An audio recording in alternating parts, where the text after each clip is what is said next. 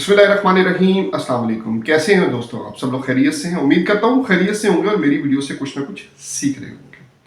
आज हम इस वीडियो में बात करेंगे कि ऑरेंज को एक्सपोर्ट करके हमने 7 लाख कैसे कमाए। वो आप लोगों को डिटेल में बताऊंगा, पूरी कैलकुलेशन करके, सारा कुछ करके, क्या क्या हमने कहाँ से उठाया, कितने का उठाया, कॉटन कितने का पड़ा, सब कुछ डिटेल में बताऊंगा और कितने की सेलिंग हुई। तो वीडियो को अंत तक लाजमी देखिएगा ताकि आप लोगों को कोई परेशानी ना हो। सबसे पहले बात करते हैं ऑरेंज पाया कहाँ जाता है, और अगर आप लोगों ने बाइंग करनी है तो आप लोगों ने कहाँ से करनी है। देखें, जो नॉर्मली जो है हमारा जो किन्नू है वो पाया जाता है आपका कोर्ट मोमेन और ये सरगोदा एरिया में। यहाँ पे आप बहुत सी फैक्ट्रीज हैं, आप किसी से भी बात कर सकते हो। इसमें 2 तरीके होते हैं जिस तरह आप जॉब कर सकते हो। एक तो आप अपना बाग ले सकते हो, एक आप फैक्ट्री से डायरेक्ट उठा सकते हो। अपना बाग लोगे तो उसमें प्रॉफिट ज्यादा होता है। जिस तरह बात करें तो कुछ अर्सा पहले अगर आप बाग लेते, 3 महीने पहले आप बाग लेते तो 2000 मन पे आपको बाग मिल रहा था। मतलब 2000 डिवाइडेड बाय 40 करें तो आप हिसाब लगाए कितने केजी बनते हैं। आजकल जो रेट है वो 3500 पर मन का रेट है, मतलब 1500 रुपया मन के हिसाब से बढ़ गए। तो जो है आपका 2000 मन है उसी में फायदा था, 2000 मन था उसमें फायदा था। आप ले लेते, ऑब्वियसली थोड़ा सा खर्चा ऊपर आता है, गार्ड रखना पड़ता है, चौकीदार रखना पड़ता है, तो वो सारी एवरेज जो है आपकी अच्छी एंड पे निकल आती है। ये फैक्ट्रीज वाले उसी टाइम ले लेते हैं बाग, ताकि जो है अब वो कमा रहे हैं बैठे हुए। अच्छा, बात करते हैं हमने जो है हमने कैसे किया। हमने फैक्ट्री वालों से माल लिया। हमने कौन कौन से दाने लिए? हमने 42 दाना लिया, 48 दाना लिया, 54 दाना लिया और 60 दाना लिया। अब आप लोगों को यह भी पता होना चाहिए कि किन्नू कौन सा जो है एक्सपोर्ट होता है, मतलब कि और किस किस कंट्रीज में एक्सपोर्ट होता है। देखिए, जो हमारा ऑल दो जो है जो इधर भी होता है, केपीके में भी किन्नू होता है, वो जो है ऑरेंज जिसको बोलते हैं, वो एक्सपोर्ट नहीं होता। वो मोटी जिल्द वाला किन्नू एक्सपोर्ट नहीं होता है। अच्छा, अब जाता कहाँ कहाँ है? जो हमारे जो बहुत ज्यादा बाइंग कंट्रीज है उनको भी डिस्कस कर ले थोड़ा सा। अच्छा, जो बाइंग कंट्रीज हैं वो है यूएई, उसके बाद Saudi Arabia, Oman, Bahrain, Malaysia, Philippine, Bangladesh, Afghanistan, Uzbekistan, Russia. यहाँ पे हमारा बहुत ज्यादा जो है किन्नू एक्सपोर्ट होता है, ऑरेंज एक्सपोर्ट होता है। तो ये बाइंग कंट्रीज है। देखिए, हमारा कंपटीटर इस रीजन में तो हमारा चाइना ही है। अभी उसका शुरू नहीं हुआ, जब हमारा खत्म हो रहा होता है उसका स्टार्ट हो रहा होता है। तो इतना मेन कंपटीटर, हाँ दुबई में बात करें तो मोरक्को का आ रहा होता है, जॉर्डन का आ रहा होता है, इजिप्ट से आ रहा होता है।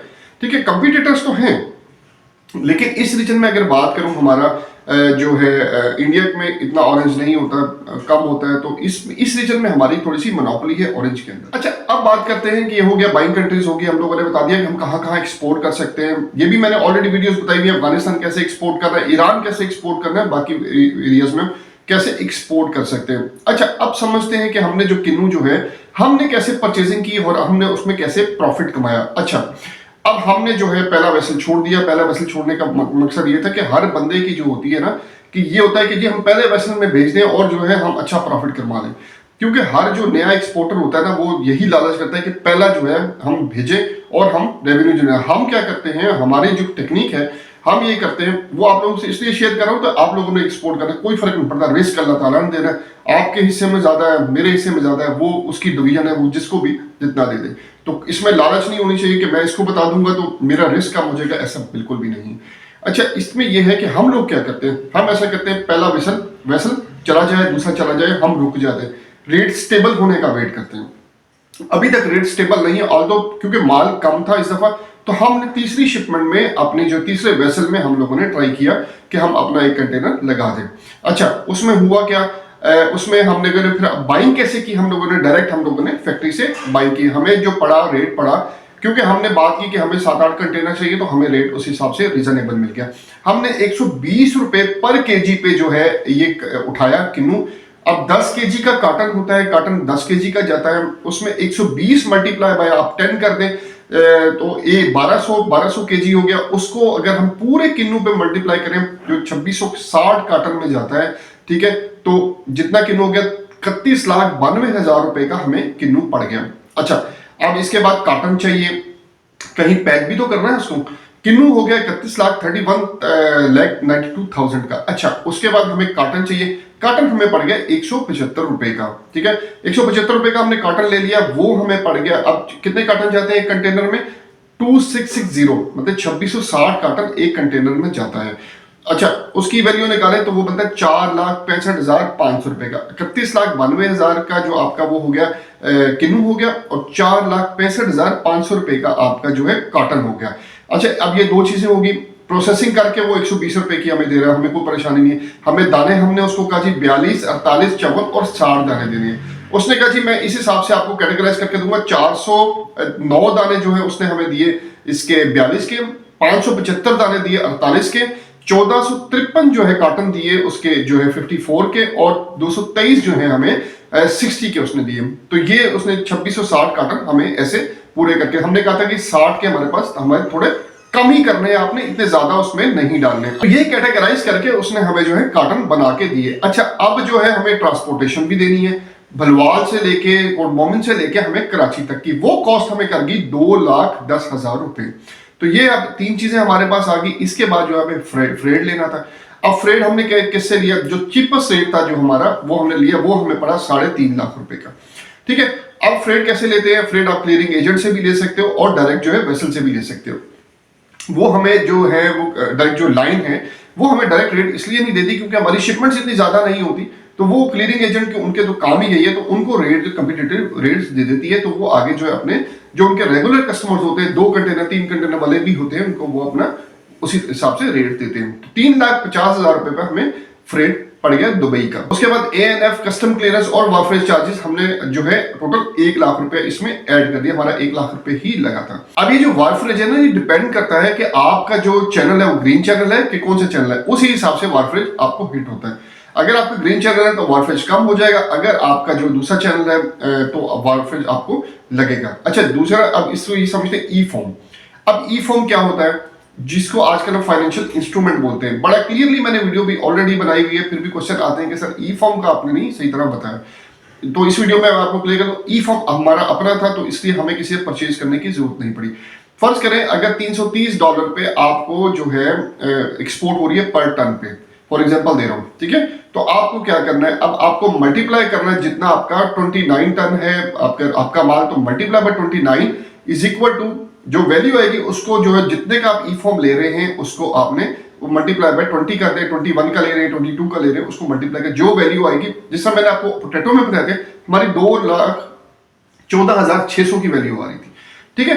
अच्छा, अब ये क्यों जरूरी होता है एक्सपोर्ट फॉर्म? इसलिए जरूरी होता है कि आपकी ऑल्दो के एक्सपोर्ट फॉर्म परचेजिंग करना जो है इलीगल है, ठीक है। उसमें होता ये है कि आपकी पेमेंट आनी चाहिए, जो आपका बायर है ना, जो आपसे बाइंग कर रहा है, वो आपको पेमेंट एडवांस में भेजता है आपके अकाउंट में। जब आपके पेमेंट आपके अकाउंट में आ जाती है तो फिर आप जो है अपने बैंक से रिक्वेस्ट करके ई फॉर्म जनरेट करवा लेते हो।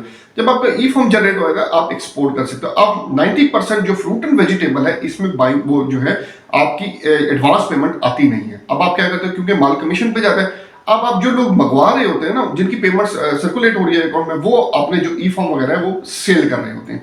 जब वो सेल कर रहे थे, अब अपनी उनकी वो है 20 रुपए पे बेच रहा है, 21 पे बेच रहा है, 22 पे बेच रहा है, तो वो उसकी वो मोनोपोली है जिस हिसाब से वो बेच रहा है। तो ये प्रोसेस होता है। अगर आपका जो एडवांस पेमेंट नहीं आई और आपको शिपमेंट करनी है, फिर आपको बाइंग करनी पड़ेगी, फिर आपको ई फॉर्म की बाइंग करनी पड़ेगी। अदरवाइज एडवांस पेमेंट आ गई, फिर आपको कोई परेशानी नहीं है। अच्छा, अब ये सारी वैल्यूज होगी। आपने किन्नू खरीद लिया, उसके बाद आपने कॉटन खरीद लिया, आपने कस्टम क्लियरेंस करवा ली, आपने जो है ट्रांसपोर्टेशन पता कर ली। अच्छा, अब जो है प्रोसेस करते हैं ये सारी चीजें यहाँ पे। अब आपने कंटेनर मंगवा लिया, कंटेनर आपने लोड कर लिया, बड़ा प्यारे करके आपने लोडिंग करनी है। 2660 कार्टन आपने उसके अंदर लोड करने हैं। डोर पे वेट लिखा होता है। जैसे ही आपका जो कंटेनर है निकलेगा, आपने उसका जो है सबसे पहले उसका वेट करवाना है मोटरवे पे चढ़ने से पहले। अगर कोर्ट मोमेंट से निकल रहा है तो साथ ही उसका कांटा है, कांटे से आपने वेट कराना ताकि आपको आइडिया हो कि कितना आपका माल जा रहा है। क्योंकि जो डोर पे लिखा था अगर उससे ज्यादा हो जाए तो परेशानी पोर्ट पे आपको जाके होती है। अच्छा, अब यहाँ पे ये आपका सारे क्लियर हो गया, कंटेनर लोड हो गया, कंटेनर चला गया। जो प्लगइन है इसके इस पे चार्जेस नहीं होते, ये फैक्ट्री वाले खुद प्लगइन करके इसमें जो रेट है उसमें शामिल करके आपको देते हैं। अच्छा, ये आपका कंटेनर यहाँ से निकल गया, 2 दिन में आपका कंटेनर जो है वहां पहुंच गया, जो आपका दुबई आपका जो कराची पोर्ट पे। कराची पोर्ट से फिर आगे वेसल पे ANF हुआ, कस्टम क्लियरेंस हुआ, आपने सारे चार्जेस जो है ऑलरेडी पे कर दिए। उसके बाद आपका जो जहां पे वेसल लगना है वहां पे आपका कंटेनर पहुंच गया। अब प्लगइन प्रॉपर हो रहा है, 3 प्लगइन होंगे रास्ते में और पोर्ट के अंदर भी प्लगइन रेगुलर लगेगा। 4 डिग्री सेंटीग्रेड पे ये जाता है, इसका जो है टेम्परेचर है 4 डिग्री सेंटीग्रेड सेट किया जाता है, उसी हिसाब से ये जो है थ्रू आउट दुबई तक जाता है। तो वो जो वेसल पे भी इसका जो वो सर्विसेज होती हैं इसको देने वाली जो प्लग इन जो है वहां पे भी होता है इसका। अच्छा, अब 2 दिन में ये आपका दुबई पोर्ट पे पहुंच गया। अब वहां की क्लियरेंस क्या होगी? 5500 AED इसकी total clearance plus transportation Al Aweer market तक, जो बनता है 4,12,500 रुपए, वहां तक आपका पहुंच गया।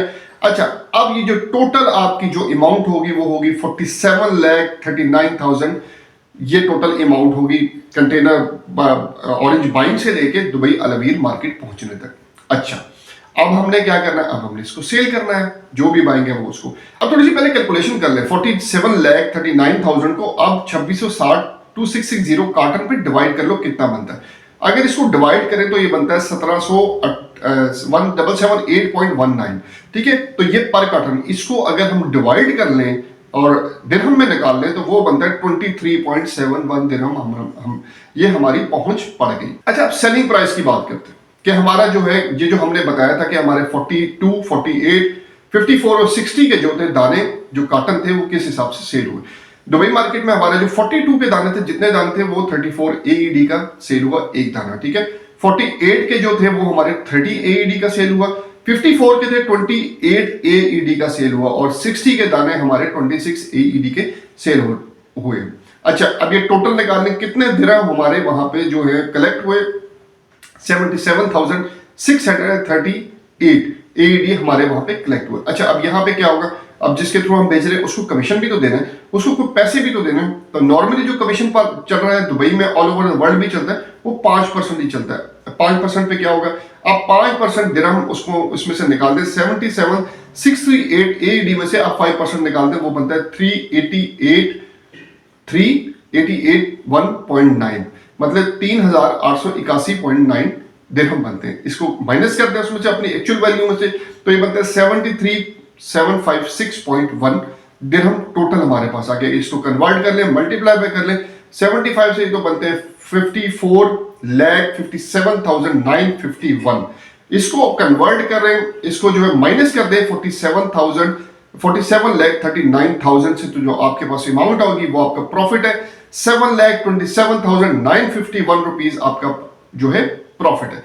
अब आप इसको कैसे मंगवाते हैं? अब दिरहम आपके पास आ गया 73,756। अब आप इसको दो तरीके से मंगवा सकते हो। एक तो प्रॉपर चैनल थ्रू बैंक, अगर आप अपना ई फॉर्म पे पैसे नहीं जाया करना चाहते। बाकी दूसरा, लोग जो दूसरा काम भी कर रहे हैं आप उसके थ्रू भी मंगवा सकते हैं, उसका रेट अच्छा होता है, तो लोग नॉर्मली उसी से मंगवाते हैं, इसलिए ई फॉर्म परचेज करते हैं। तो ये 7,27,951 रुपए मैंने आपको पूरी कैलकुलेशन करके बताया, हमने इतने पैसे कमा लिया। अच्छा, अगर आप ये दूसरे तरीके से मंगवाते हैं तो इसमें बैंक के चार्जेस नहीं पड़ते। अगर आप बैंक से मंगवाते हैं तो थोड़े से चार्जेस पड़ते हैं, मेरे ख्याल है 1.25 या 1.5 बैंक के चार्जेस पड़ते हैं, इसमें से वो कट कर लें आप। और नॉर्मली आपने 7 लाख रुपए आपने कमा लिया है। ये एक शिपमेंट थी जिसपे आज का जो रेट है वो है जो 42 दाना है आपका, वो बिक रहा है 30 का, 48 दाना है 29 का, 28 का, 54 जो दाना है आज का रेट बता रहा हूं आपको 27, 26 का, और जो 60 का दाना है 24, 25 का बिक रहा है। तो ये जो है आज का रेट है। हमने जो थोड़ी सी चलाकी करके अच्छे टाइम पे हमने निकाल दिए। अब रेट स्टेबल होने वाले हैं। अब आपकी जो पीछे रेट है वो भी स्टेबल हो जाएगा। जो फैक्ट्री वाले रेट है वो ऑब्वियसली दुबई के हिसाब से चलते हैं। अगर वहां पे रेट गिरता है तो यहाँ पे भी ऑटोमेटिकली रेट गिरता है, वहां पे अप होता है तो यहाँ पे भी अप होता है। तो ये एक छोटी सी कैलकुलेशन थी। हमने 7 लाख कैसे कमाया आप लोगों को ये बताएं। ये मोटिवेशनल वीडियो थी कि आप लोग भी जो है एक्सपोर्ट करके अच्छा रेवेन्यू जनरेट कर सकते हैं। बात यह है, यहाँ पे 2-4 बंदे मिलके जो मेरे ग्रुप में हैं, 2-4 बंदे मिलके वो भी आप एक्सपोर्ट कर सकते हो। देखिए, बात है आपको आपस में करना है ना काम, आपस में मिलके काम करना है। अगर इतनी इन्वेस्टमेंट नहीं है तो कोशिश करें बाहर आपको इन्वेस्टमेंट भेज दें। अगर बाहर नहीं भेजता तो फिर आपको अपनी जनरेट करके आपको पैसे कमाने हैं। तो एक छोटी सी वीडियो थी कि मैंने जिसमें आप लोगों को बताने की कोशिश की। हमने जो ऑरेंज का कंटेनर शिपमेंट हम लोगों ने, अब मैं आपको साथ पूरी कैलकुलेशन हर चीज की शेयर किया करूंगा कि यार हम जो काम कर रहे हैं हमने कैसे पैसे कमा रहे हैं और आप कैसे पैसे कमा सकते हैं। वीडियो को अंत तक लाजमी देखा करें ताकि आप लोगों को ईच एंड एवरीथिंग समझ आ सके। हाँ भाई, ये बंदा ऐसे काम कर रहा है तो हमें भी ऐसे मोटिवेट होकर काम करना है। मेरी वीडियो को लाइक, सब्सक्राइब और शेयर लाजमी किया करें ताकि आने वाले जो एक्सपोर्टर्स हैं वो भी कुछ ना कुछ सीख सके। अगली वीडियो तक के लिए अपने भाई को इजाज़त दीजिएगा। अपना बहुत ज़्यादा ख्याल रखिएगा।